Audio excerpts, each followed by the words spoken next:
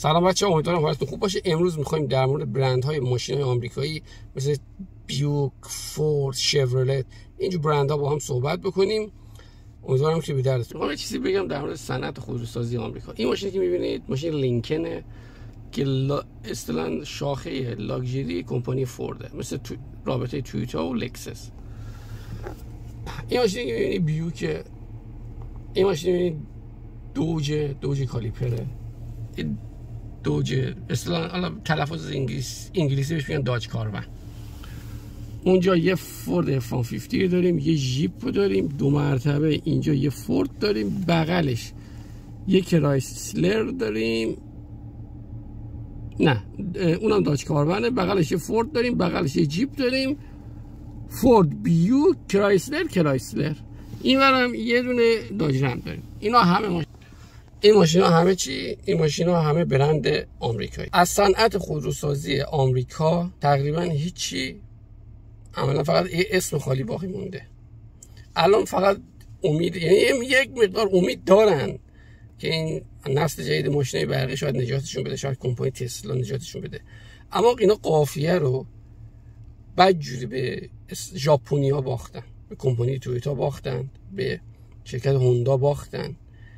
و اون چیزی که ما از قدیم یادمون بود در مورد شورلت، بیوک، کدیلاک، تمام این برندها که یه زمانی برای خودشون قول بودن، عملا به زوال و سیاهی رسیدن بعد از اون مشکلات نفتی که تو دهه 70 رخ داد، تو دهه 80 گرونیایی که اتفاق افتاد با رفتن قیمت سوخت. و این کمپانی‌ها فقط یه اسم باقی مونده ازشون عملا. و شرکت فورد که اصلا یه جورایی گفته که من فقط تمام تمرکزم رو فورد F-150 و فورد موستانگ میخوام بذارم.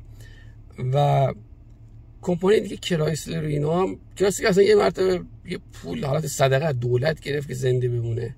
الان اخیراً با پژو 2 مرتبه اصلا کوآپریشن زده، با بنز اومد ادغام شد. بنز یه مدت خیلی کوتاهی بود و فرار کرد رفت. در نهایت اینو میخوام بهتون بگم که اون برندهایی که تو ذهن ما بود از ماشین‌های آمریکایی دیگه واقعا اینا مثل قدیم نیستن و یک سری شرکت خیلی کوچیک شدن، یک سری شرکت خیلی ضعیف شدن که یه قولی مثل کمپانی تویوتا چندین برابر اینا ارزش داره و مردم برای خرید تویوتا همیشه تو صفن.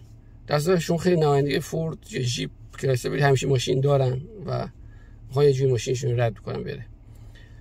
در نهایت اون چیزی تاثیر میذاره تو مارکت، اون کوالیتیه، کیفیت در طولانی مدت قدرت خودش نشون میده و مردم از یک سری برندها دیگه نمیرن سمتش، دیگه اصطلاحاً تلاش نمیکنن اون رو بخرن، با اینکه اینا هی تلاش میکنن با قیمت ارزونتر، اینترست ریت پایینتری ماشینا بفروشن. اما اون دوران دیگه یه جوری به سر اومد و مردم دقیقاً برندهای خوب میشناسن و حالا درسته یه مقدار گرونتره، اما اون کیفیت حرف اول و آخر رو میزنه تو خیلی